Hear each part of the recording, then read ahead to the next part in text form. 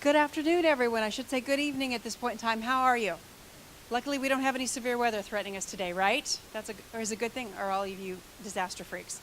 Do you look forward to it? Some people actually look forward to it. So give that caveat. Thank you for being with us today here at Rose State College as we are continuing our emergency management speaker series. And tonight we're focusing on tornado, severe weather prep periods, not just tornadoes, but severe weather. And we have some experts with us that I think you will absolutely love hearing from. And I'm hoping they give us a peek behind the screen a little bit and share some of the stories of the real life experiences that they've had, the good, the bad, the ugly, because it's always nice to look behind the curtain and see how the hot dog's really made sometimes, especially when you're talking about severe weather. And I think we all have a strange, respectful fascination for it. So joining us tonight will be David Barnes with Oklahoma County Emergency Management, the director of that operation out of there. Thank you for being with us today.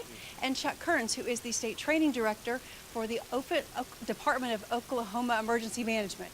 Did I get it right? I always want to say it the wrong way, so I apologize if I did. I always call it OEM for short. And of course, leading us tonight in our discussion will be Professor Jackie Wright, who serves as our emergency management professor here with an incredibly great program that we started several years ago and has been extremely successful, and we just continue to grow. And of course, this entire series was his brainchild. So without further ado, I'm going to turn it over to Jackie Wright. Thanks, Tamara. Good evening. As Tamara mentioned, we're in severe weather mode. Actually, effectively, the 15th of March begins tornado season, and we won't tell the story about the guy who called the Emergency Operations Center wanting shoulder-launched missiles so he could go out and shoot the tornadoes.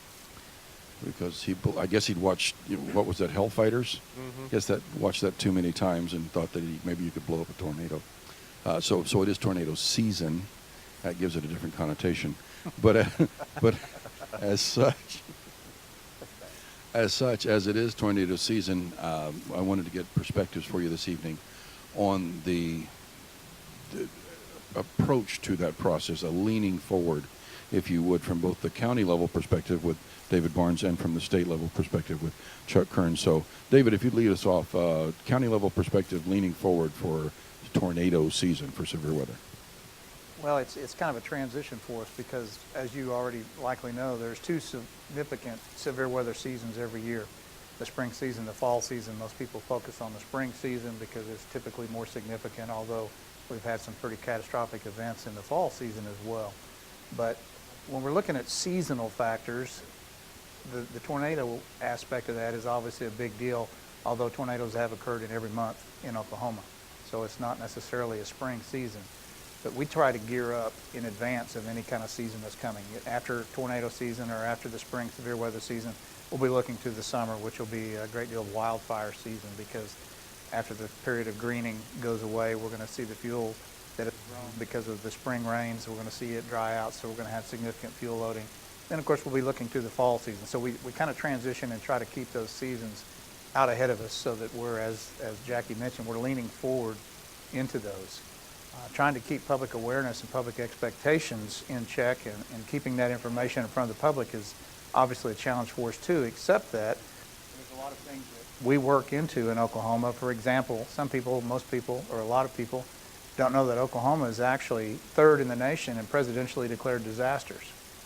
They think because Oklahoma is kind of a homey place, it's not a New York or a Los Angeles or those kind of things, that we don't have the significant events. But the reality of it is we have a tremendous number of significant events. And because of that, our strength in Oklahoma, I think our greatest strength in the 4 phases of emergency management is in response. And that's because we do so much of it. We may need to beef up our efforts, in my opinion, in some of the other areas, although we're not remiss in those areas by any means. Our response capabilities are extremely strong. And that's what we need to do, is get people in response mindset. They need to be forward-leaning. They need to think about responding to the severe weather threat through preparation or planning. You must have a plan first. Second to that is awareness. We encourage people to have multiple sources of information so they are aware if a severe weather event may be approaching or may be developing. You can have a great plan, but if you're not aware that it's developing, you may not implement that plan in a timely manner. So the two components go together extremely well, and that's primarily where our mission is keeping that in front of the public. Thank you, David. All right, Chuck, from the state perspective, how does the state lean forward for severe weather? We begin working with each of the local emergency managers, using our regional coordinators, making sure, looking and seeing what needs are, assessing needs. We talk to our partners within the FEMA region and National Weather Service, and leaning forward, what are their anticipations, what are available outside resources outside of our state. So when we look at potential impact areas, we can move resources in a timely fashion, maybe even consider some pre-staging of certain resources if needed.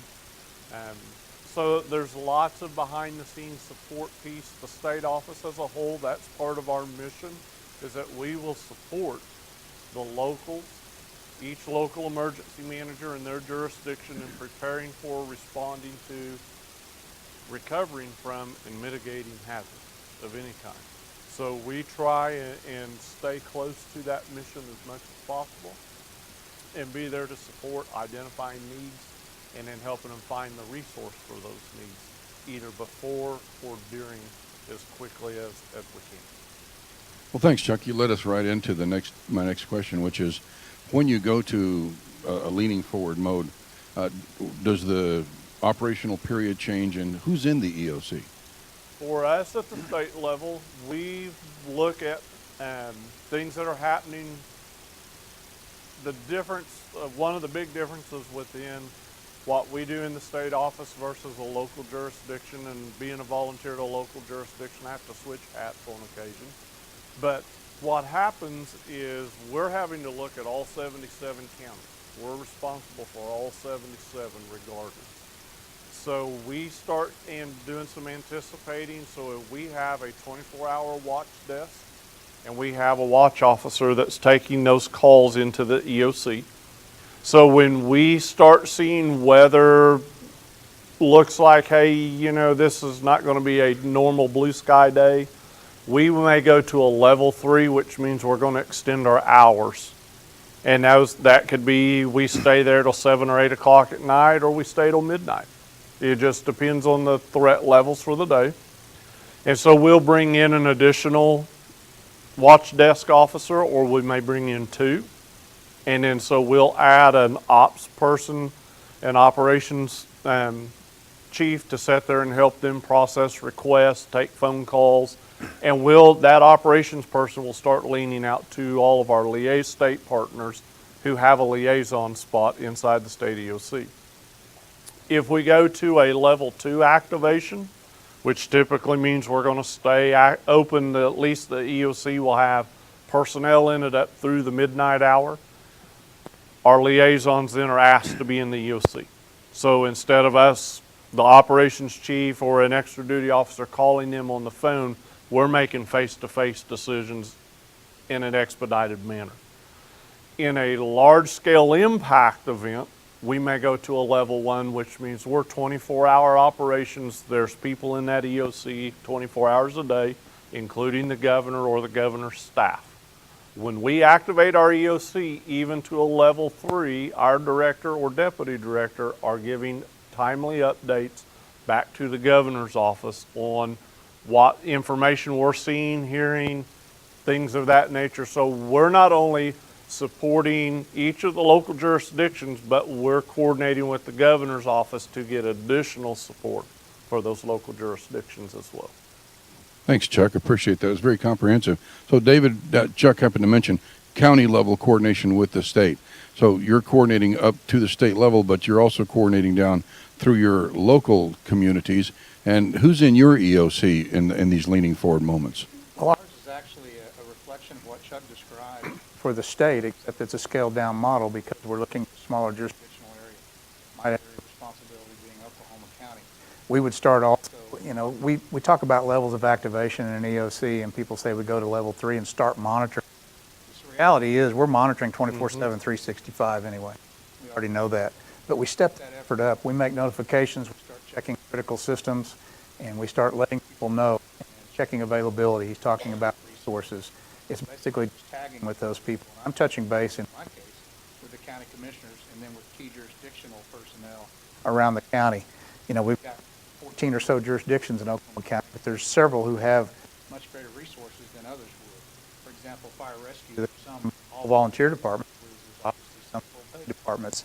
So the resource capabilities and response capabilities are going to differ. But we start sending out information and we touch base and get readiness messages out. And we're fortunate in Oklahoma, particularly in the severe weather scenario, if we have a major event coming, it is not unusual for us to have 1 week lead time. We know a week in advance that things are starting to line up, and we're going to have conditions, say, next Wednesday, whatever day, and as that event gets closer and closer, those messages become a little more specific, they become a little more intense, and we continue to build upon that, and we keep that notification going out through our local jurisdictions. Now, my advantage is I'm looking at a much shorter time frame unless we have a significant event. What Chuck and his folks at the state have to look at, because they're looking at all 77 counties and actually outside the borders. I'm looking at Oklahoma County and just outside the borders. So if you think about severe weather, particularly tornadic, not a hard fast rule, but I tend to look at the timing of events, which ties directly into my actions. If I'm in central Oklahoma, which I am, you know, our tornadic activity here, severe thunderstorm activities mid-afternoon into the evening. Where if I was down in Mangum,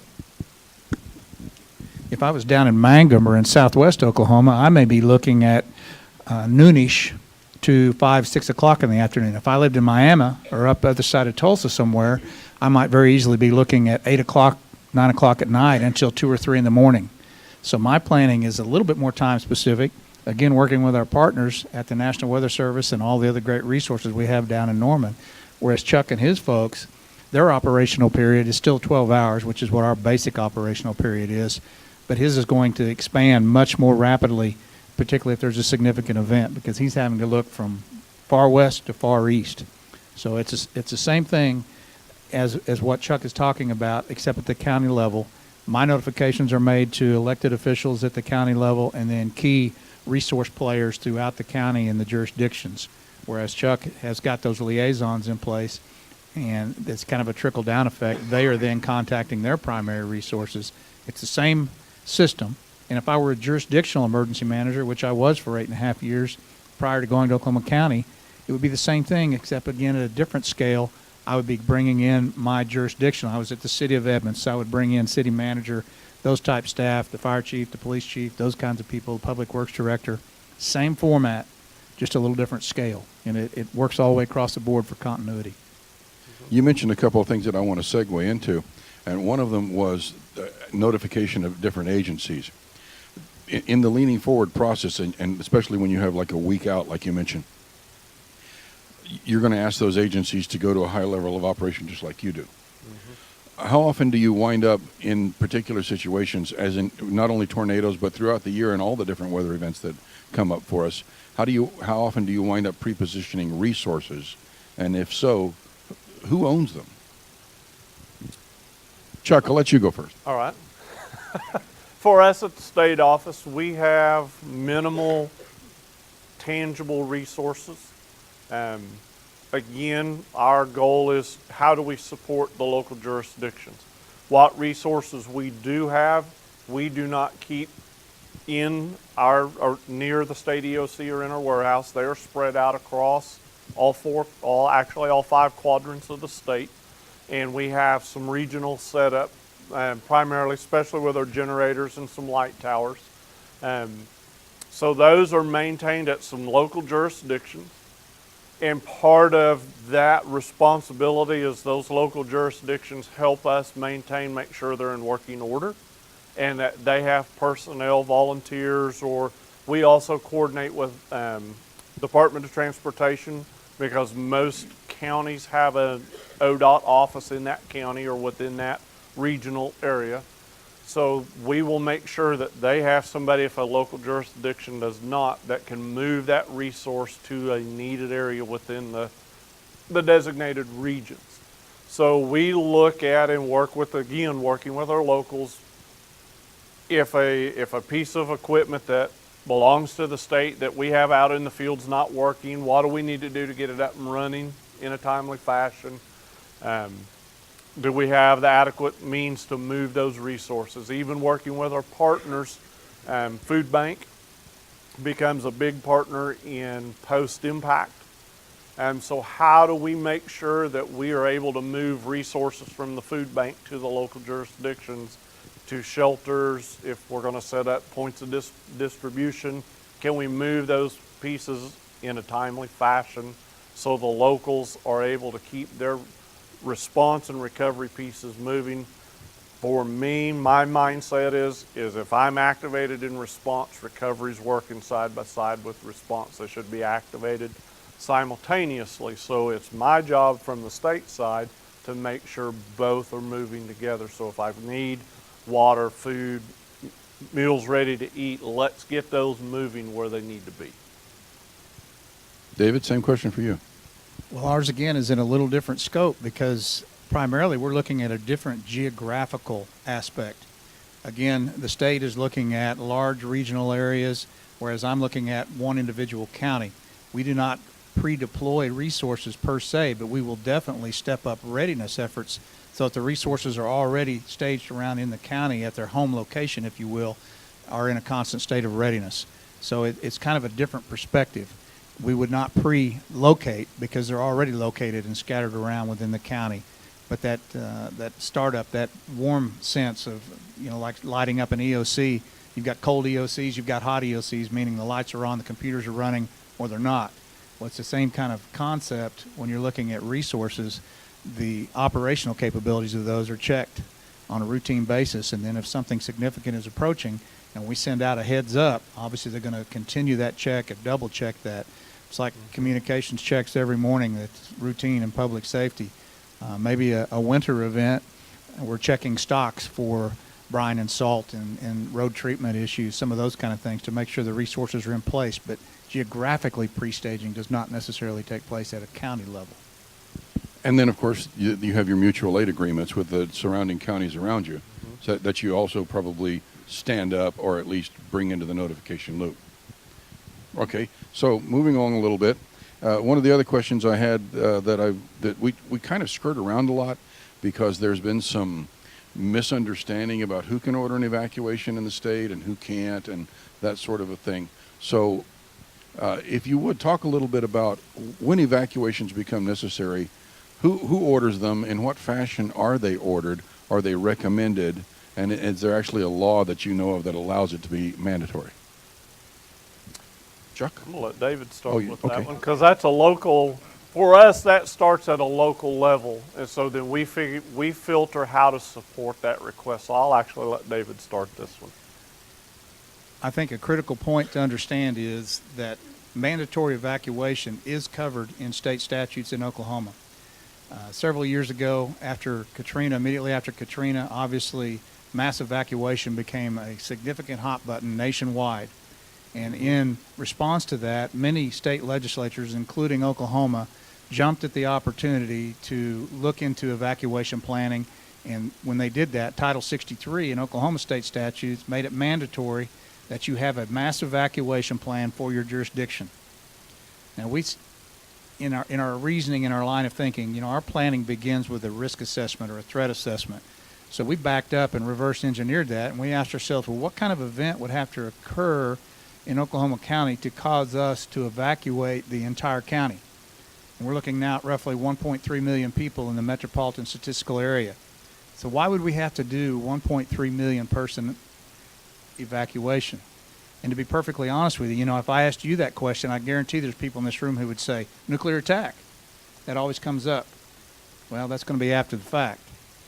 I would challenge you to come up with a scenario where you would evacuate 1.3 million people in one mass evacuation. And if you have an idea of that, please get with me, because I missed it. I'll be blunt and honest with you. But we definitely plan for, and on routine occasions, we evacuate different areas of town. We may have a small segment, we may have a region, we may have whatever, for a variety of reasons that gets evacuated. So that's where our focus is actually at. Now, when we're developing our mass evacuation plan for the Oklahoma City metropolitan area, we did that in a group fashion. We do our response planning and all of our mitigation planning. All of our planning is done in a regional format for obvious reasons. If I were in a small community out in rural Oklahoma, I would be more concerned with that small community. But because of the demographics and the simple fact that this is a large metropolitan area, we'd be foolish to not plan from a regional perspective. So we got an Attorney General's opinion, thanks to Mr. Ashwood, the Director of State Emergency Management. He went to the state and got us an attorney general's opinion. And yes, there is basis in law for mandatory evacuation in Oklahoma. You can legally do that. A lot of people don't know that, but there is legal status for that. Political suicide, probably, but it can be done. The difficulty is there are people who simply do not want to leave. And there's, excuse me, a variety of reasons for that. I certainly understand that in many cases. But the reality is, in some cases, if there's a catastrophic event or a pending event and you need to evacuate, there's a certain point at which emergency responders and resources are not going to be able to come back and get you. So you're going to be taking the key element, the key words here that we all love is personal responsibility. Everything we do gets back to personal responsibility.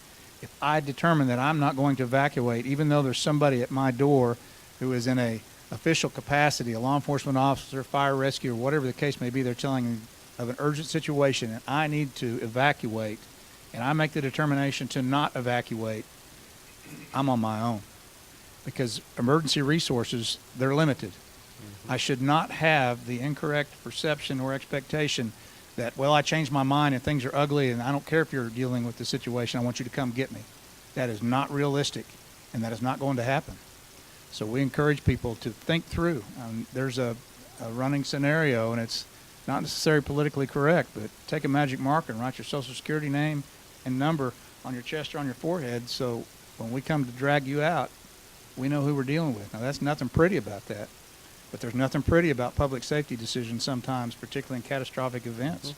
Those of us who have been involved with that, many of us have been involved in those situations where we've had to make critical life-threatening, life-saving decisions, and those are critical, and those are very difficult to make. But we as individuals, whether we're in public safety or not, we make those own choices for ourselves as well.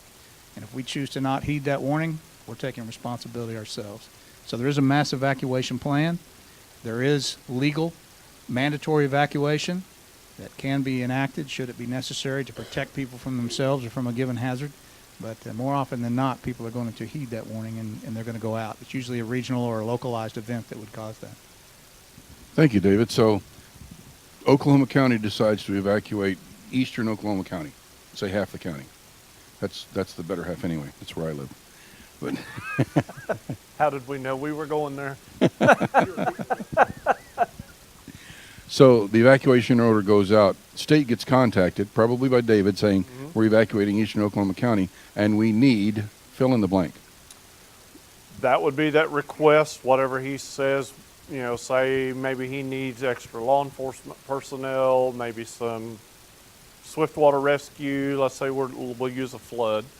Okay, so then we're going to coordinate that response with our liaisons. We have a liaison from Oklahoma Highway Patrol.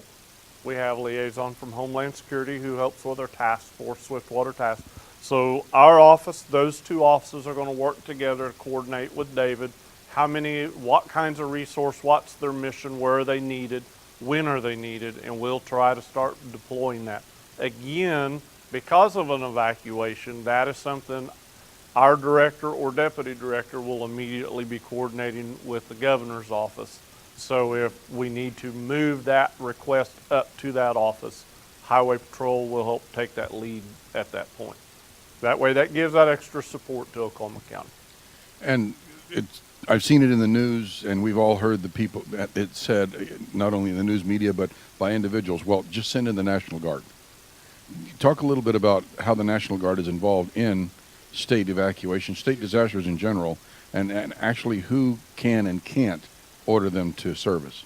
Again, that's a activation through the governor's office.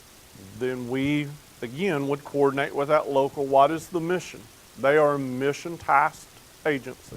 So if you just call up and say, well, I want the Guard, okay, that's fine. But what are you needing them for? If we don't have a mission, we cannot make the request for deployment. There has to be a very specific request. We have a liaison from the Guard's office in the state EOC. That's the first thing they're going to turn around to either myself or the other two operations guys or the watch officers and say, what's the mission for this request? There's no mission, we cannot fill it. One of the things we do with the Guard, especially winter weather preparedness, is we have what's called stranded motorist teams. And they partner with Highway Patrol, ODOT, and the local county road crews within a jurisdiction. We stage them in prime locations along major interstate and up towards the Panhandle along 412 and the interstate between Texas and Kansas. And so if we have winter weather, excuse me, try not to sneeze, where somebody's going to become stranded, those teams can then deploy to gather up those folks in those vehicles. They will then take them to a shelter that has been stood up and coordinate with that shelter, let them know, hey, I'm bringing in this many folks. Here's the immediate need of these stranded motorists as they're coming in. Our Guard also helps us with generator deployments. They help us with moving. We talked about the food banks a while ago. Sometimes shelters are needing water, certain things. The Guard will help, we can mission those requests out. They will go out and help move those resources as well. Excellent. Okay, any parting comments on your EOC operations before we shift gears? Okay. Shifting gears, more to our favorite topic, personal responsibility. I want to spend the remaining time that we have before we go to Q&A talking about your recommendations to individuals on what they should do for appropriate preparedness, response, and, in fact, the mitigation aspect of what they can do at their home, small business, where they work, things of that nature, where they should all have an involvement of some level in those three locations. And specifically to what preparations the individual can make for different weather type events. And I know that's going to change from weather event to weather event. So we're most current to tornadoes. Personal responsibility, preparedness, mitigation for tornadoes. And David, I'll let you start. Well, the personal responsibility piece is the ultimate biggie. That's the one that people need to recognize. And I think that's the beginning step, is people need to recognize that they have that personal responsibility. As a public safety person, as a first responder, whatever perspective you want to take, part of our mission is to encourage the public to understand that the first 72 hours of any given situation is their responsibility. And there's a lot of reasons for that, but one of the primary ones is so that emergency resources and responders and public safety can best focus on where the greatest need lies. The first 72-hour period is something that we should all take responsibility for, and that talks about food and water supply in your home. And in any aspect of that, don't forget your pets. Pets are people too. We take that very seriously. The thing we need to look at in that... I'm not leaving without Fifi. And that's exactly right. A lot of people will not leave without their pet or without their animal. Therefore, it's incumbent upon them to plan for that pet, for that animal. They can't expect people to just come up and automatically take responsibility for that. Now, the planning component is a critical piece. Remember, we already talked about planning and then awareness. Well, that planning piece and taking personal responsibility, one of the key elements a lot of people fail to recall or fail to build into their personal plan, actually two. One is exercising it, making sure that it works, and tweaking it if you need revisions. But the other is any special accommodations or special considerations. Think about the people that you have responsibility for, your direct family, maybe your extended family, maybe it's your elderly parents that may live in your home or across town or wherever. Anyone that you have responsibility for, what kind of special considerations? They may be medically dependent on electricity, for example. If we have a significant ice storm and the power goes off, is there oxygen equipment or whatever they may need? Is that going to continue to operate? A lot of people fail to look at those special considerations. So the functional access needs issues have to be included in your plan. The pets have to be included in your plan. And we all know that Oklahomans are very resilient and that they are very helpful. So always we encourage people to think about the elderly neighbors or the people that may live out by themselves. Touch base with those folks. One, make sure they are aware that a potential threat exists or may be coming. And then when that event actually starts to build or starts to transpire, just touch base with them periodically, make sure they're okay, make sure things are working as they should be. But personal responsibility can never be understated. And it's not only the general public's personal responsibility. I have personal responsibility for my family and those who I'm responsible for, as well as my function as an emergency manager. And we have to all take those seriously. And that's all part of our credibility, our ethics, the things that we build into whatever occupation or whatever it is that we do. That's why we are either good at it or not. is the seriousness that we take those particular factors. Very well said, David. Thank you. Okay, so from the state level, what recommendations do we routinely give people, like in tornadoes, for preparation? And then I'm going to light a match, but you know where I'm going with that. One of the things that we try to encourage, especially from the training side of the house, again, in supporting with our local agencies, partnering with our volunteer organizations as well, is personal responsibility and preparedness. Learning what's the difference between, and we get calls at our office all the time at the watch desk, what does a watch mean? What's the difference between a watch and a warning? Knowing where you're going to go. Where is your designated place in your house, and can you get in it? Do you practice it? How long is it going to take you to get all the stuff out of your closet so you can get in there? And we joke about that, but you need to practice that because time is of the essence. So we really encourage those pieces. One of the other things that we really encourage is that out-of-state contact.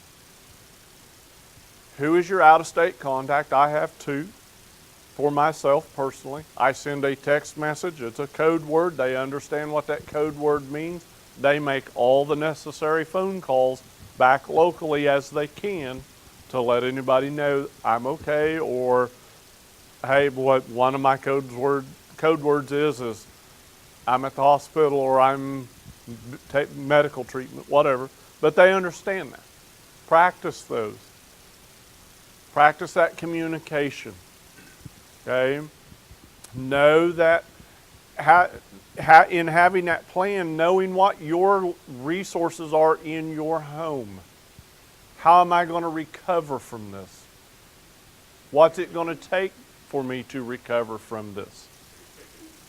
Talking to your insurance agents periodically.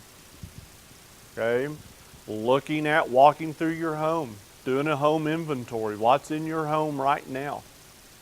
That'll be one of the questions your insurer is going to ask you, because you're going to have to list it all out.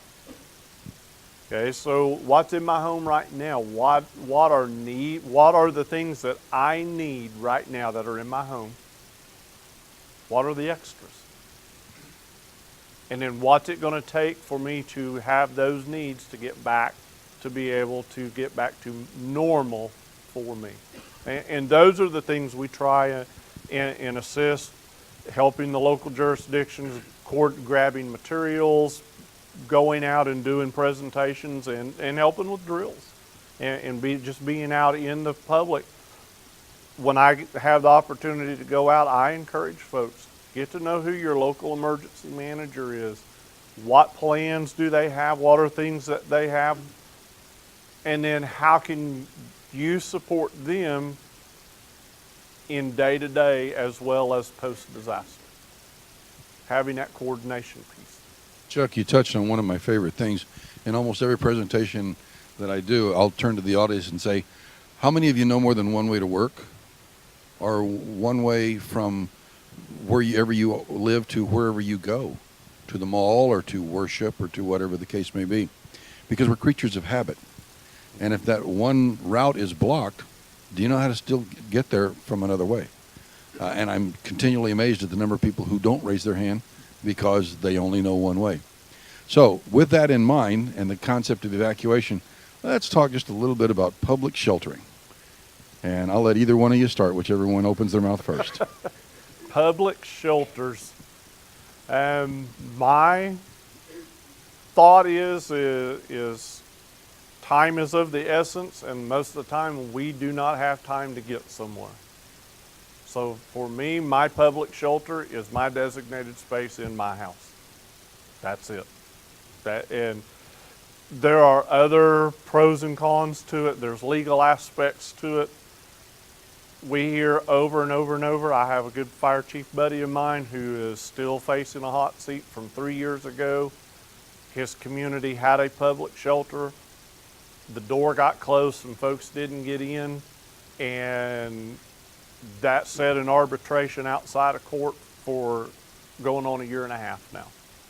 So again, public shelter should be your domain, you taking care of yourself. and being able to do it in a timely fashion. And David, before you start, I'm going to play the devil's advocate for a moment. But Chuck, I live in a mobile home. There's no place in my home that is safe. Now what do I do? You need to be proactive, and again, you need to know the difference between a watch and a warning. If you're waiting till a warning to evacuate, you're behind the curveball already, okay? When that watch is issued and you're in a mobile home and your mobile home park does not provide sheltering, and I know some that do, we have them in the local jurisdiction I live in. If they don't, then you need to know where you're going to go. Family member, a co-worker, somebody who's got a place that will allow you to be there, then that's where you need to go. And you head there before the first cow flies by. Exactly. Yeah. During that watch, not the warning. David, your turn. Well, he's exactly right. In your planning, when you have protective measures, protective actions for yourself or your family built in, think about triggers. What would cause you to initiate that action? And the question Jackie asked is exactly on target, particularly for those in mobile homes, manufactured housing, or maybe even apartment buildings in the second, third floor, elevated locations. What would cause me to activate my personal evacuation plan to go seek shelter? Well, if nothing else, it should be at a minimum when that watch is issued. That doesn't mean as soon as the watch is issued, I jump in my car and I fly down the road to grandma's. That means I start monitoring, and I maintain that awareness that is so critical. But think about the triggers that would cause you to start implementing whatever action it is that you're going to do. Now, at the risk of being redundant for these guys, I'll go over my spiel on public shelter. And this is based on my experiences personally. In a previous life, when I was the emergency manager for the city of Edmond, we actually operated 2 public shelters in public schools that had basements there, and we had some very significant negative issues there. Everything from whether the shelter is going to be open, who's going to open it, monitoring, rules enforcement. I mean, you have domestic disputes going on, you have pets coming in, you have allergy issues, you have sex offenders, you have people who cannot be infused into the general population. And if you open a shelter, you're responsible for that. Significant issue. Now, I would not begin to tell a small jurisdiction that they should not consider public shelters, because I personally believe in small jurisdictions you may be able to do that if, in fact, you have a location or a structure that meets the criteria to actually provide sheltering. But remember the number I threw out there for the Oklahoma City metropolitan area? 1.3 million people. There's obviously not going to be adequate public shelters for them. And I don't know, with the exception of maybe one jurisdiction that is just within a mile or so of here, I'm not going to throw them under the bus, but I don't know of any local jurisdictions in the metro area that still operate public shelters for some of the reasons that I just mentioned. But a critical issue, and Chuck referred to this, is time. We have a tendency as a culture to be a little bit apathetic, and we wait to the last possible minute before we take action. Public shelters encourage people to drive in times when it's probably one of the worst possible times for them to be in their vehicle. And we tend to wait too late to do that. You know, there was a significant tornadic event out in El Reno a couple of years ago, and one of the local meteorologists is still catching flack because he told people they needed to go away. I would contend that was the right message. And I love seeing people's faces when I say that. The problem was it was at the wrong time. That decision has to be made early in an event, particularly in a large area. Going away is a good option for some people, moving at 9-degree angles or whatever, but knowing it's back to awareness again. 97%, according to the National Weather Service, 97% of the tornadic activity that we experience here is F0, 1, 2, or 3. Okay? That means 3% is F4 or 5. Now, homes like most of us live in, and remember the exception is mobile homes and manufactured housing. Homes most of us live in, wood frame with brick or masonry veneer, can sustain a direct hit from an F0, 1, 2, or 3 tornado, and, quote, portions remain intact. What portion? Small interior room or closet on the lowest level away from exterior openings. How many times have you heard that? Part of our job is post-event, we do damage assessment. We go out and we look at structures and see exactly how they've been impacted by different events and different winds and different factors. Flying debris is obviously your greatest threat. The National Weather Service and our other partners down there, they do assessments and they assign the F rating. So we know without a doubt that that F0, 1, 2, or 3 is survivable in your home with the appropriate actions taken. Pre-planning, lowest possible level, interior room or closet away from exterior openings. So why would I subject myself to the elements and the flying debris and the traffic and all the other hazards by getting my vehicle and try to go to a shelter that may not be available, may be overcrowded, or may have any number of other issues? I have seen people literally piled up in their cars in the parking lot of schools hoping to get in the basement, but the people were lined up out the doors. So there they sit in the parking lot. The tornado sirens, outdoor warning devices are wailing.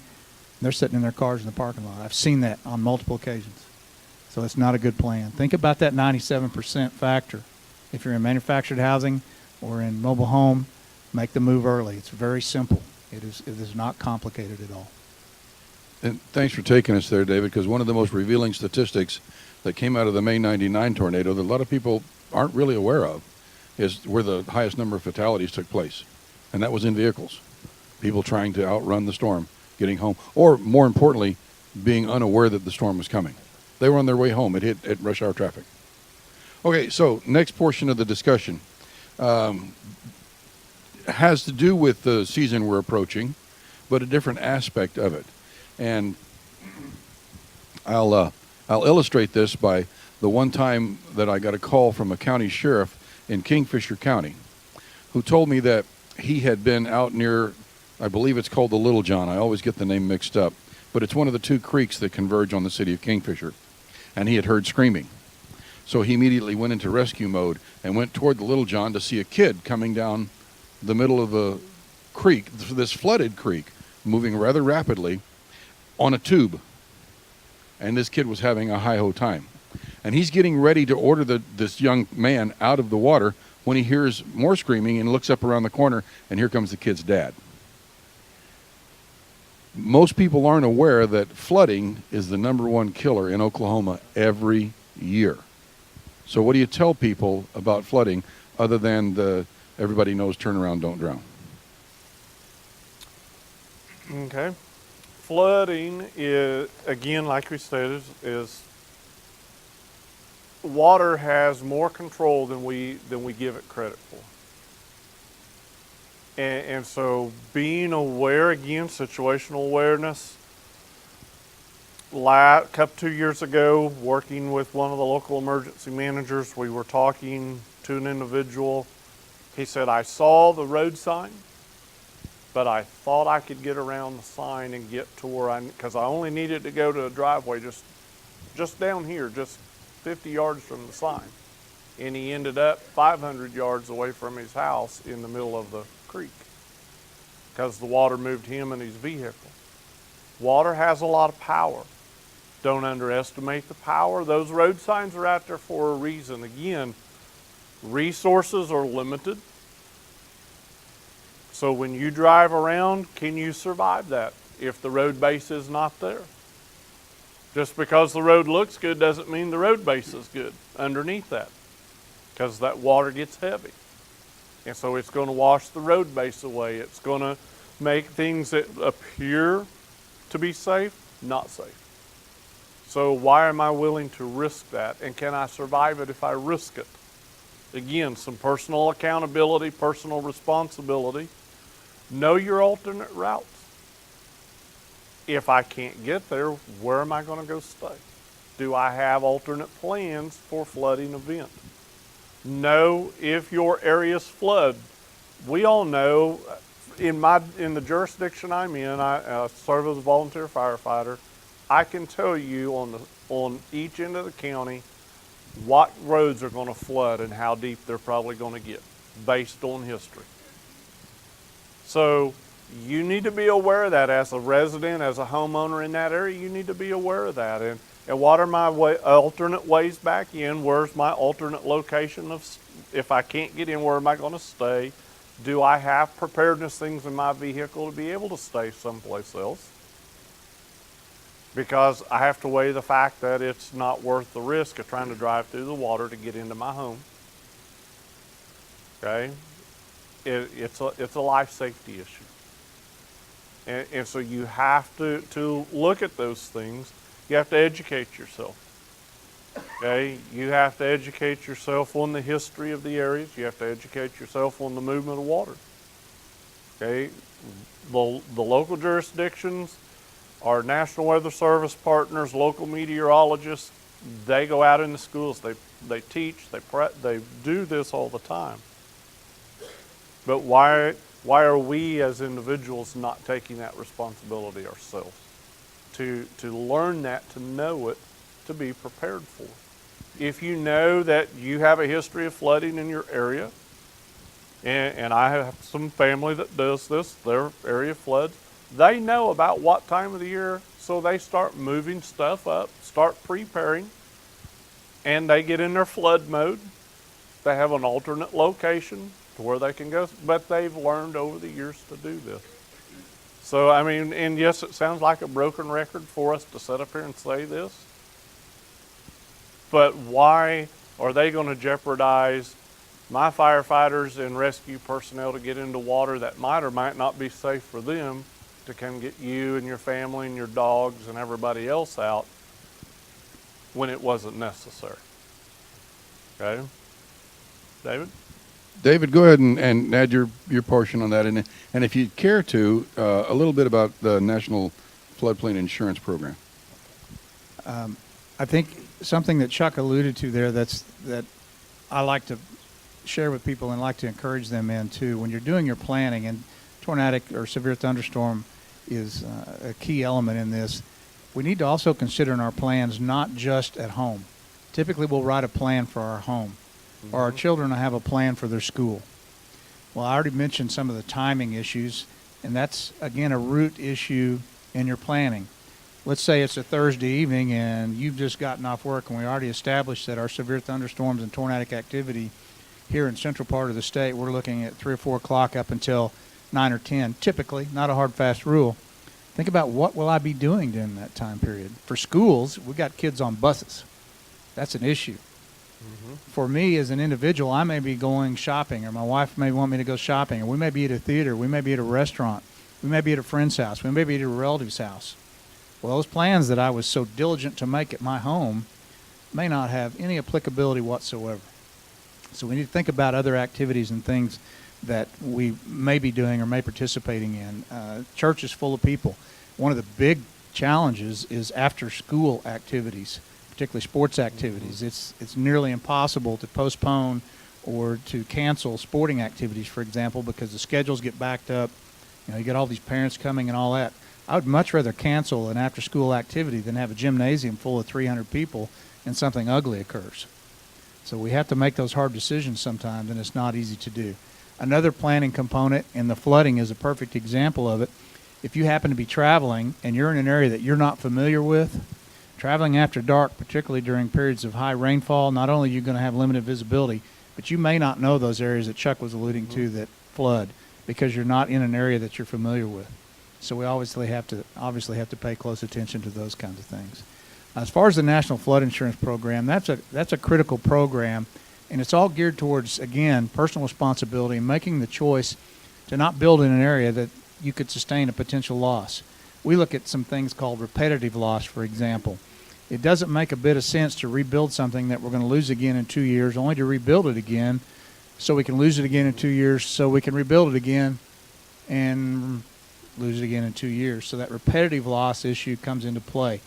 Communities choose whether they want to participate in the National Flood Insurance Program.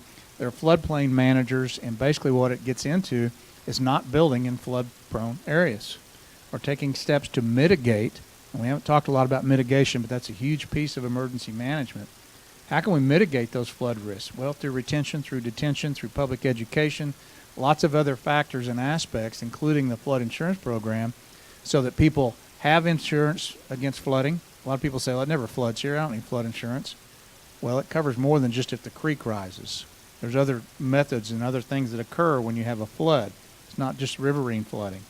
So we have to look at all those. In jurisdictions, there's reduced insurance rates because you're taking the right steps to protect. Therefore, you're helping eliminate loss. One other thing, if I may, Jackie, on flooding. Anyone from the media here? Very good.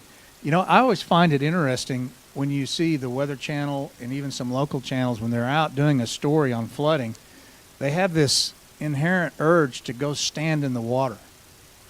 You ever notice that? Mm-hmm. Well, something I would definitely emphasize, particularly to parents of children, That's not a swimming hole. When the water gets up and the creeks and the waterways and all are full, your sewers are full. You've backed up raw sewage into these places where the TV people go stand and where they tell their kids to go swim. Well, that's static water. It's not moving. It's a great place. Let's go play. Well, there's other hazards to be considered there, hazardous materials, waste products, and all those kinds of things. I can't help, and sorry to take a rabbit trail here, but it always amazes me to see people standing out in that water and doing their news story. I mean, it's just incredible. Well, the World Health Organization has identified the number one issue with floods as a bacterial virus that's created from rat feces and urine. So, that's floating in the water, and if you have, and there's also sharp things out there, and oh, by the way, creatures that have been washed out of their homes, and they're all in that water, and by the way, it doesn't look like a pool. You can't see the bottom, so you can't see if you step on something sharp. Poke yourself, now you're exposed to that contaminated water, and you will have an infection. So thanks for touching on that, David. And you mentioned one other thing that I want to go back to, and that was the whole idea of mitigating the location for your home in a flood area, because we're constantly spreading out, especially in Oklahoma. We build out all the time. And when you bought your home, it may not have been in a flood area. But the flood insurance maps get updated every 5 years? Yes. Unless there's significant changes, they're updated every 5 years. In the meantime, more ground has been covered with asphalt, and more ground has been covered with concrete, and homes, and less trees, and less grass, and therefore more flooding. So where you built your home may not have been a flood when you built it, but now it is, and that's something to stay abreast of. Okay, so last topic. We got about 5 minutes before I want to get into Q&A, and that's basically what differences would you recommend to people for, I realize we're not in that season, but we're talking about personal preparedness. So winter seasons, where not only may you be without power, like you mentioned earlier, but you might also be without transportation because everything's covered with ice. Again, knowing the difference between watches, warnings, advisories, what are those systems in place, and then having alternate plans. If transportation is going to be an issue, what are alternate means of transportation for you if you have to get to work? What are those alternate means of transportation? If you don't have an alternate means of transportation, what's your work policy on telework? Can you work from home? What's the written policy? And can you meet that policy? I mean, do you have system in place? If you lose power, do you have a personal generator? Can you keep your house ginning, so to speak, so you can work from home, so you have electricity, so you can meet those basic functional needs that you need at your home?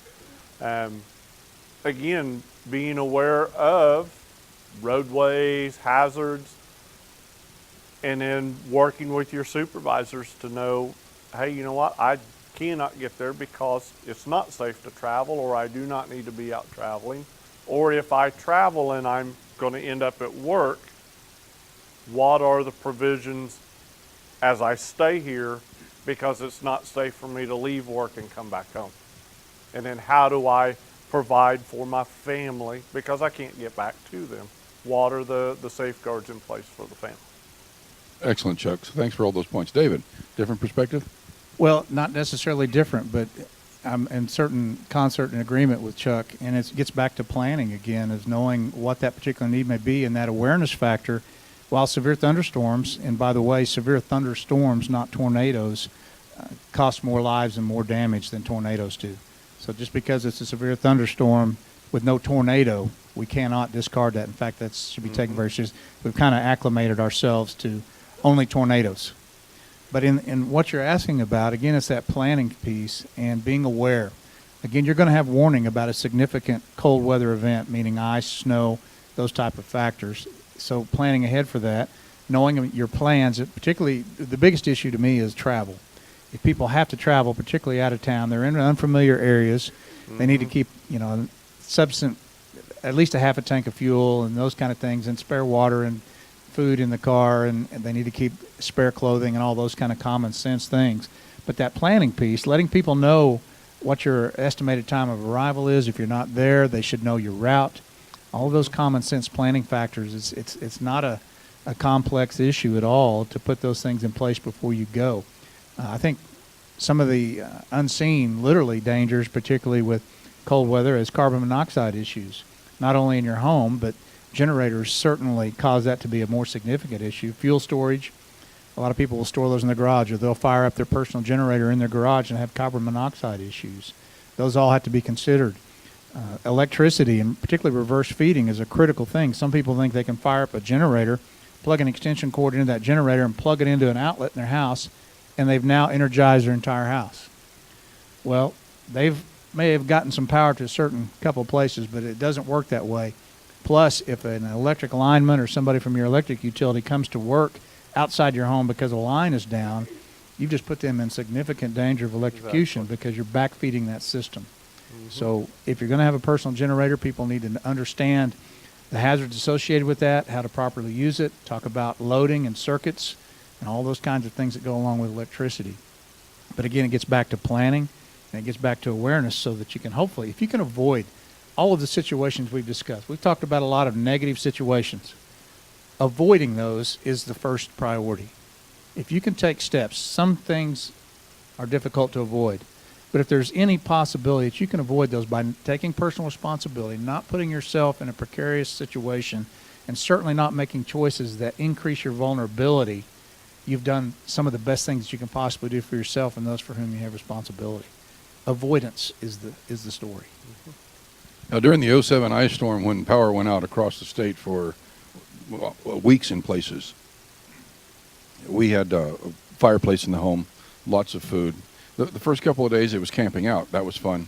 After about day 3, it began to wear when you couldn't get a shower, and you couldn't really go outside because everything was covered with ice. And, oh, by the way, the high was 9. People don't really understand the criticality of those combined factors. Ice on the road, like the number one cause of death in snowstorms, heart attack by men shoveling the driveway. And the reason why is because EMS can't get to them because the roads are covered with ice.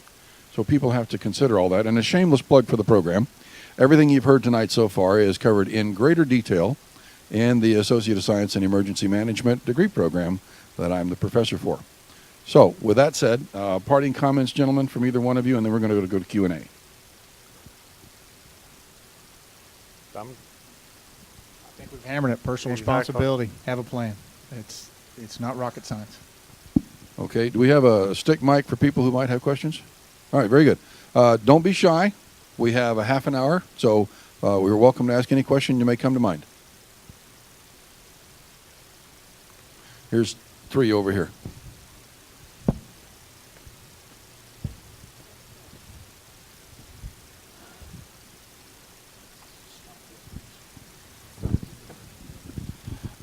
This may be a little bit off topic, but my mind just works that way. I'm very well aware of where we're at this exact moment and what lies across the street there in I-40. So even though it's not necessarily severe weather related, I'm wondering what plans, what advice, what you all would say in case the threat of a chemical attack. Chemical attack or chemical spill, either one. Yes, especially with an interstate. Again, it goes back to how well are we prepared to take care of ourselves? Can we shelter in place? Do we have the means to shelter in place?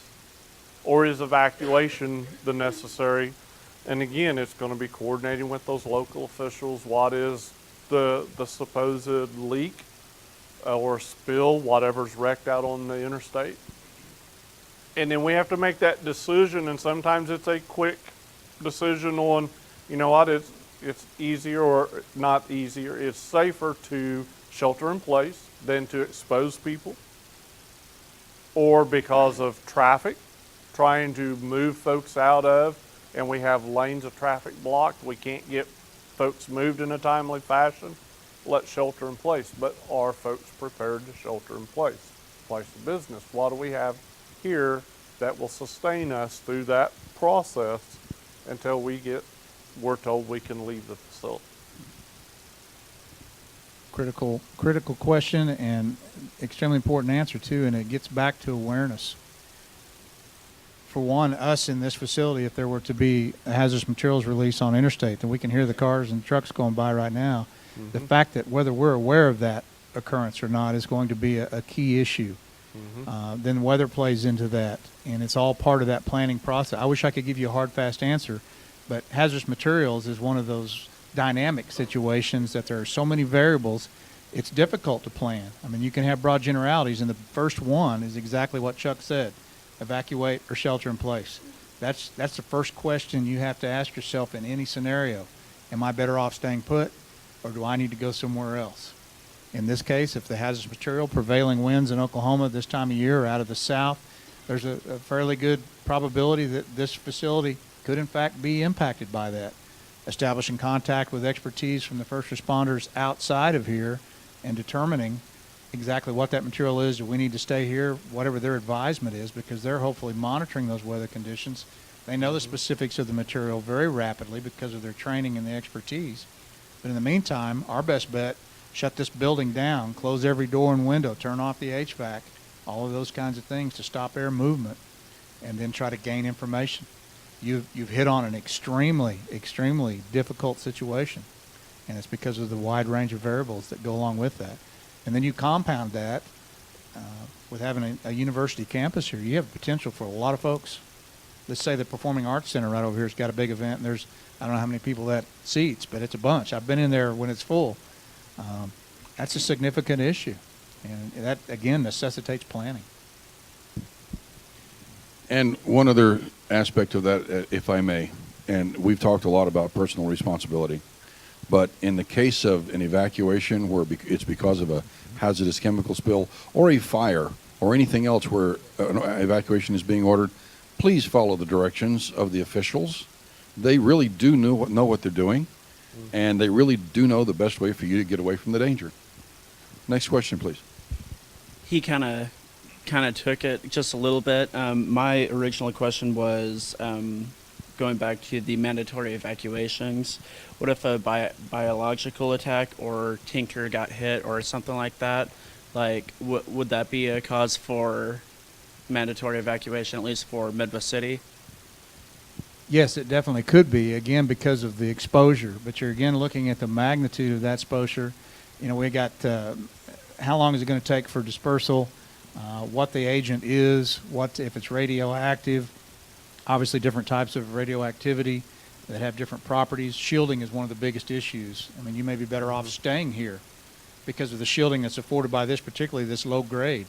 And there's again, a lot of different factors that come into play in looking at the evacuation. Now, if the experts, the people, and by the way, Midwest City just happens to have one of the best hazardous materials teams anywhere in the nation. They routinely win in national competitions in hazardous materials. So if you're going to have a hazmat incident, this is a pretty good place to do that.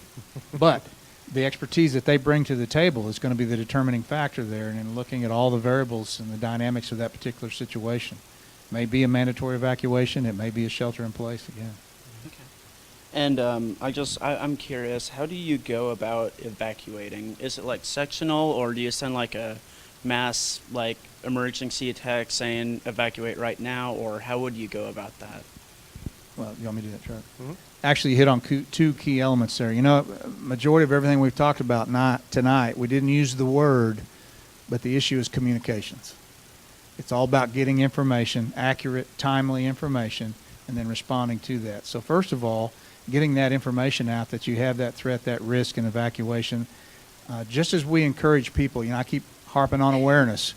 True awareness only comes from having multiple sources of information. If you're depending upon one source, that's your single point of failure. Severe weather, for example. Everybody in here probably has a smartphone. The outdoor warning devices, internet, emergency alert system. There's all kinds of things that you bring in. The multiple factors, that's how you deal with greater awareness, is by having multiple sources of information, and it's no different in regard to your question in that particular regard. If it were to become an evacuation scenario, that message is going to be sent out, disseminated by a number of different ways. Each jurisdiction has got multiple ways that they can send outgoing information. And the actual effecting of a evacuation, particularly a large scale, first was going to be self-evacuation. The ones that the the general public are going to be taken care of, and hopefully they're taking as many people with them as they can. But the focal point for first responders and for public safety folks is going to be those people who are challenged in that evacuation. And when you look at rescue, you've got what we call rescue priorities. And that always starts with the most severely threatened.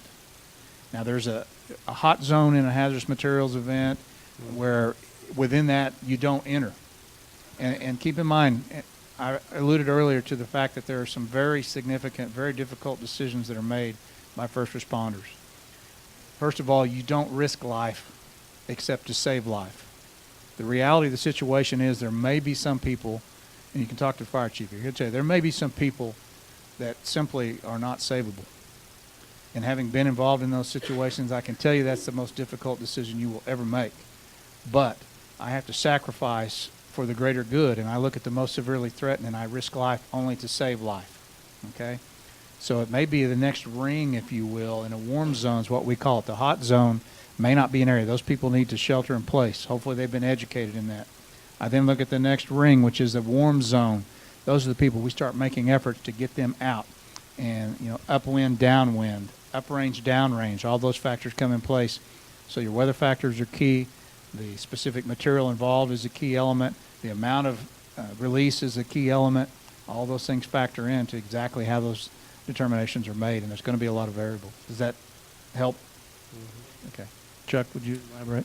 One of the big things too, and we don't think about this at times with evacuation, if you're going to evacuate people, whether we're going to clear this campus or we're going to clear a neighborhood or several neighborhoods, where are they going? You have to have a place to go if you're going to evacuate. Is that facility ready to go? Can it house the population that's being evacuated? And do we have clear routes to that site?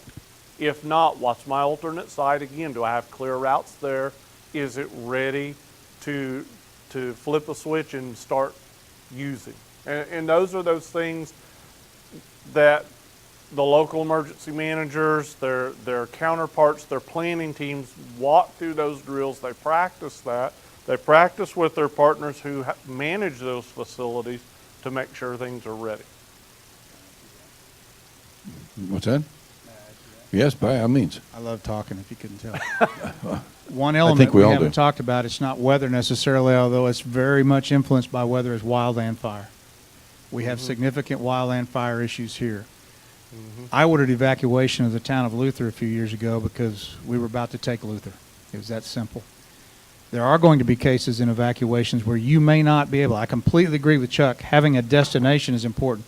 That's one of the elements that when you order an evacuation, that's one of the things. You tell people how to get out, which direction they need to go, and where they need to go. Part of that is accountability when they get there. You start having a lot of people that you can't account for, well, you're going to have to account for them. But broad masses in regional areas, you're not going to be able to account for all the people. Now, if I had a school and I know I had 23 students in a room and the teacher had the roll sheet, yeah, I can do that. But there are going to be times, particularly in wildland fire, where you may not be able to give specific instructions other than you need to leave now and head east or west. It's that simple. That's where our common sense needs to come in and our personal planning needs to come in.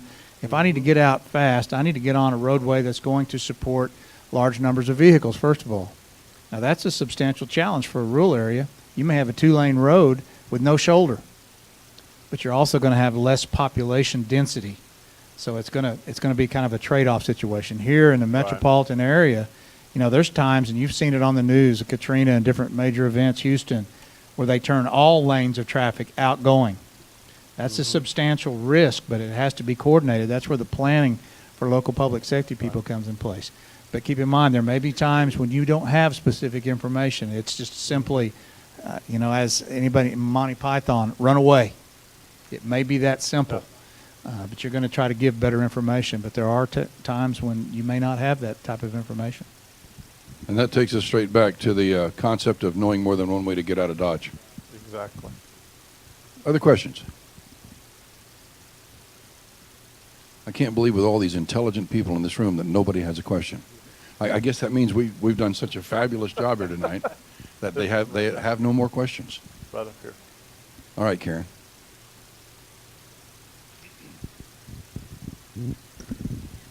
I'm going to ask it. You may not want to answer it, but You know, every time there's a tornado in our area, there's an influx of people buying tornado shelters. And then you hear all through the news that they have a shelter that ended up floating during the next tornado. I know that there are processes in place. I don't know if it's county level, state level in Oklahoma.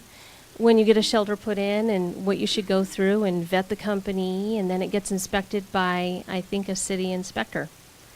But in my situation, I had a shelter put in, and the city inspector had made an appointment to come by, and I was home all day waiting, and there was a note on my door, "Inspected your shelter, looks good." And I'm thinking, it's in my garage. How did you even see my shelter?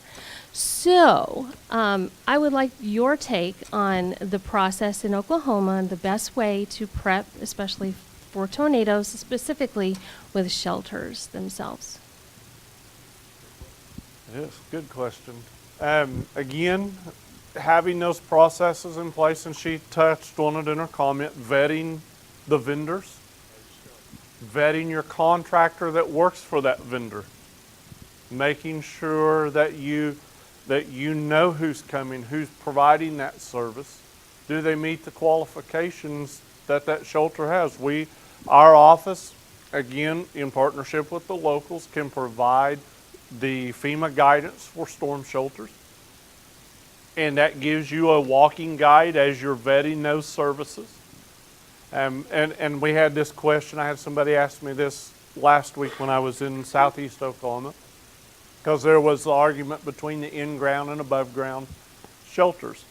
My first thought, and this is just my personal preference, I prefer above ground versus an underground because I'm hitting that mid-age years.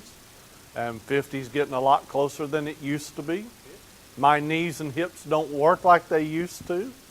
A lot of wildland walking and rolling down hills when I should have been walking. Okay, so can I actually go down the stairs when I'm over 50, when I'm over 70, when I'm over 80? Okay, so again, knowing your personal, taking some, how do I do those things? Then what are the city requirements? Are there any county requirements? And how do I go through those processes? If I have an indoor, something in a garage, somebody comes and leaves me a note, my first question is, how did you get in my garage? Did you actually come to the right address? Would you come back out and see me face to face? It's all about having that face to face. I hate to disagree with Chuck, but on one point I've got to disagree. Getting in a shelter is not a problem. Gravity will get you in your shelter.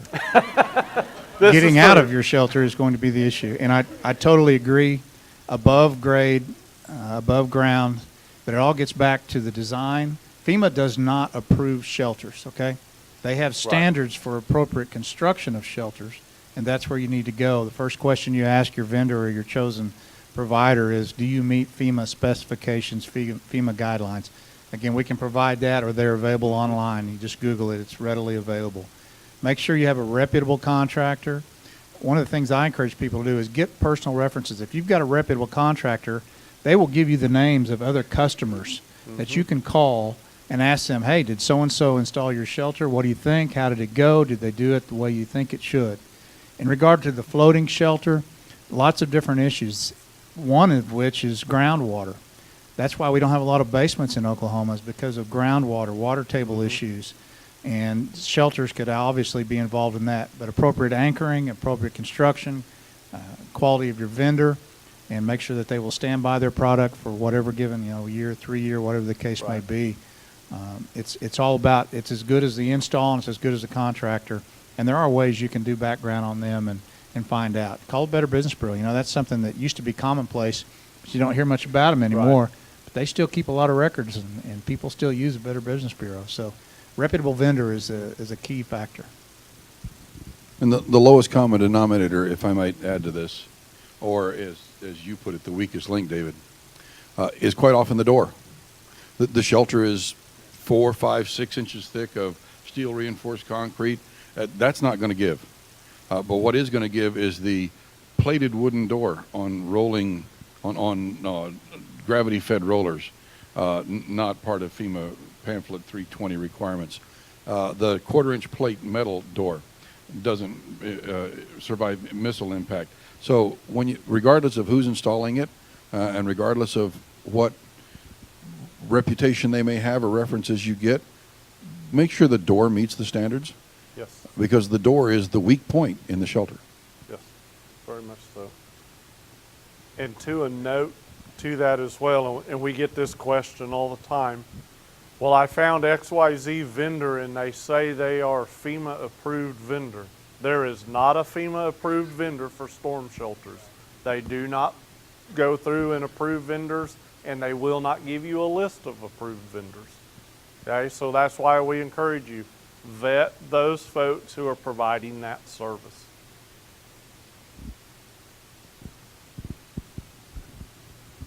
So you guys talked a lot about personal preparedness being probably one of the most paramount things. But I'm from Choctaw Nation, emergency management, southeast Oklahoma, one of the most impoverished places in the state. Oklahoma City is very impoverished. We tell people to get prepared. We tell them personal preparation. But a lot of people don't have the money to prepare for 72 hours. What can we do as emergency managers to help those kinds of people out? Again, what are the partnerships? Can they move out early? Shelter in place may not be for those folks. It might be they may need to go to a mass shelter for a little while. Okay? Or what are the services that are available? And then how do we make sure they're in contact with that service post-impact? Sometimes folks do not have transportation needs. Sometimes they don't have the capabilities to get to services. So how do we ensure, and that's where we as regional coordinators, as state office, will help the locals help identify those. And then how do we get those services to those local individuals? There's pre-disaster assistances where we can help folks plan and prepare. Get some of they may not get a full 72 hours. But if they have a good 24, 48 hour start, we can get them connected with the right services post-impact to meet those immediate needs for those folks. A sense of community and community involvement is important in that too. I mentioned earlier about touching base with the elderly folks that live down the road, or somebody that's a shut-in, or somebody that you know that may have an access and functional need. Same in that regard. If you know people up the street, down the street, whatever, that may not have the sustenance to prepare for the 72-hour period, typically they're going to be engaged, involved community-wise, and people that understand that situation. For example, Meals on Wheels. When we have an ICE event, Meals on Wheels is somebody we contact, say, okay, where's your recluse, where's your shut-in, where's the people we need to be touching base with? And typically those folks, in many cases, are going to be already engaged in that community. So you're going to have a little bit of intel, if you will, as to people that may need a little additional support. And I'll jump in here on personal responsibility again, because it is, after all, I think all three of ours touch points. When I have folks, I used to work for State Department of Emergency Management, and I was the Northwest Area Coordinator. And then the Northwest is probably the lowest population density in the state. It's also the most self-sufficient because it's the lowest population density in the state. They have the true pioneer spirit. And I could regale you with stories about welfare checks in the Panhandle that wound up having people going in and having a party with them because they had a big pot of soup on and the fireplace going, and they didn't need a welfare check. They were just fine. But what I tell people when it comes to preparation, especially if they're on a limited budget, is every time you go to the grocery store, buy an extra can of green beans, buy an extra bag of flour, and put it in a plastic bag, and have the personal responsibility and discipline to say, I can't eat this, I can't use this, this is my reserve. And yes, watch for dates, cycle it through, but the whole idea is a little bitty bit at a time, even if it's just one extra can of green beans. Every time you go buy some, that's not going to break the bank, and over a period of time, you'll build enough reserve to have that 24-hour or 48-hour, and ultimately work your way up to the 70-hour self-sufficiency. And there's a good deal of self-satisfaction when you get to the point that that checklist that you can find online, there's dozens of them, that says here's a good 72-hour stock for your home. When I've made that my goal for my home and I've accomplished that, there's a great deal of satisfaction in that. Other questions?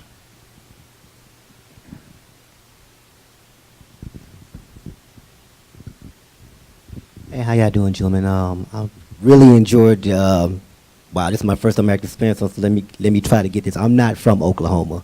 I'm from Atlanta, Georgia, so I'm still trying to get used to all your various destructible things that can destroy the state. You know, you got wildfires and mudslides and fracking and tornadoes and things of that nature. We don't have any tsunamis. No tsunamis, not yet anyway. You know, that might be coming soon. I have a question for everybody that's here, and I'm kind of curious about this. You made a valid point about when you went to tornadoes and you went to the buildings and was seeing like what can survive a F0 or F1 or F2. Has the emergency management in this state, and also with personal responsibility, because I feel the state should be responsible for its citizens, has anyone ever went to the governor or whoever runs the state or whatever, trying to figure that one out, and said, why aren't homes built with storm shelters? Like, why, like, okay, like we have 1, 2, how many exits we got here? 3, 4 exits? Why are there not homes that the new building code said, why do we not have automatic storm shelters built in? Because like you say, you do have special needs. You do have people that, you know, like they say they can afford to get a home, but you might not be able to afford a $5,000 shelter. Why is that not built into the price of the home? I think that right there in itself would solve a lot of the problems you have with fatalities, because some people can buy a house, but they can't afford a shelter. And I'm going to jump in on this one before you guys get started, with a kind of a rabbit trail, but not really. After the May 2013 tornadoes, but not after the May 99 or the May 2007, which really surprised me, there was actually legislation passed that required strapping and blocking in new construction.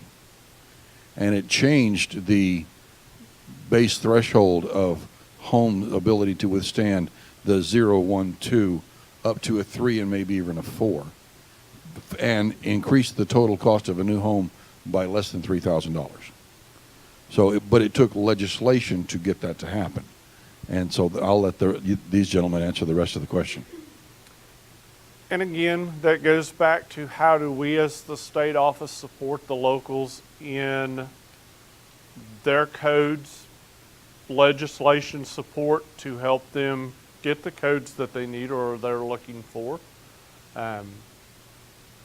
Working with the elected officials, the governor's office, to show the severity and the importance of, and then working with those builder associations as well. But again, from our place, it's going to be a support for the locals, because every jurisdiction has different building codes, building enforcements, but there are some standards that we can help push towards from our side of the house. And I thank you for your question, because I think that's an extremely important question. And sad reality, in my personal opinion, this does not reflect the opinion of my bosses or of Oklahoma County government and all those other disclaimers, okay? I think politics plays too big of a role. Anytime you plug something in, and I used to, in my previous life, part of what I did was building inspection when I was a fire investigator as well as an inspector. Anytime you build something like that in, a lot of people are initially going to fight it because they view it as a tax. Okay, you're telling me I've got to pay more money. Well, they're going to view it as, that's my personal choice, therefore you need to stay out of my personal home. And I agree with that. I'm not about government intrusion, but I'm also in support of what you said, because it simply makes sense in high-risk areas. The straps, the hurricane straps, the improvements in building codes, that saves lives. It's very easy. You mentioned the exits. Well, part of the research I did early in my fire service career was how codes were made.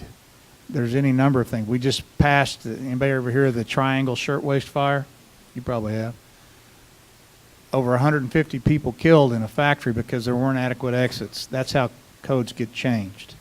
There's any number of those kinds of incidents that take place. Sadly, it's politics. There's a bill out at the Capitol right now. I do not know the current status of it. We've been trying to get a requirement for nursing homes to have backup generators for decades. And how ridiculous is that concept? Think about the people that they're responsible to take care of. Sorry to bring it up. It's ridiculous to me that hadn't been, but then there's associations, and some of them carry heavy political clout that have fought that because it's another tax. Well, the gap that they don't understand is we as emergency managers cannot provide generators to those facilities because they are for-profit entities. We can't bring generators out to every nursing home in town anytime there's an ice storm. It's that simple. Plus just the sheer logistics of it. It's a difficult challenge. So you've hit on a very important question. And I think us as a culture, particularly in an area where we have more tornadic activity than anywhere else in North America, should take a serious look at that. If nothing else, tax incentives. Why don't we have tax incentive for storm shelters? That's a pretty simple concept. Well, because we can't afford it, okay? Taxes and money in government all get back to priorities. That's where it all goes. The pie's only so big, how are we going to cut it? It's that simple. So it's back to priorities, and I think you're absolutely on target. Okay, I think we have time for one more question if there's one.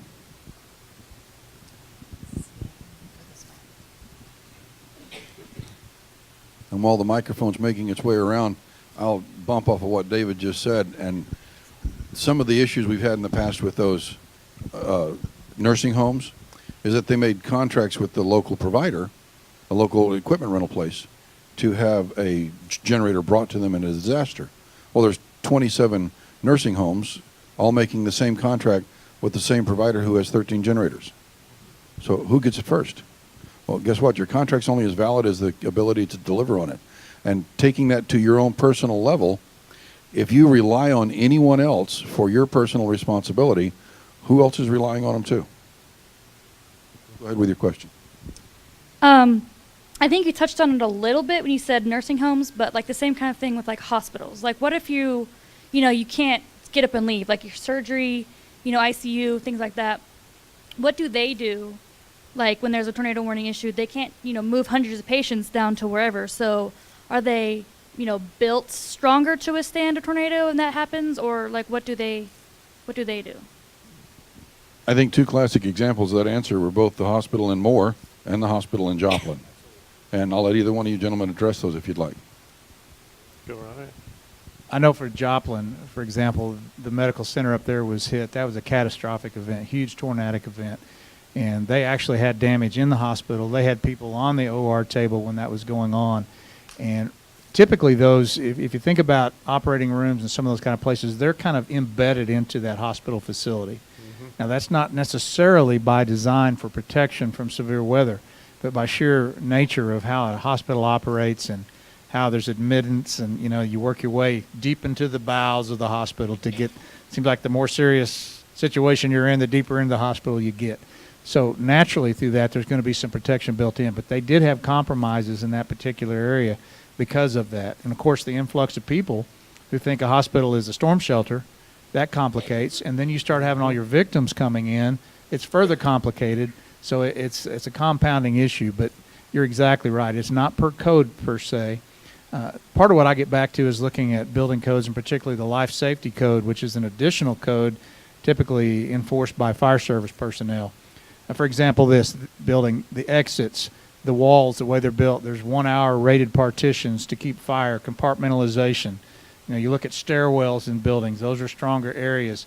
And you may have 1 hour or 2 hour separations depending on some other factors. This is a broad generalization.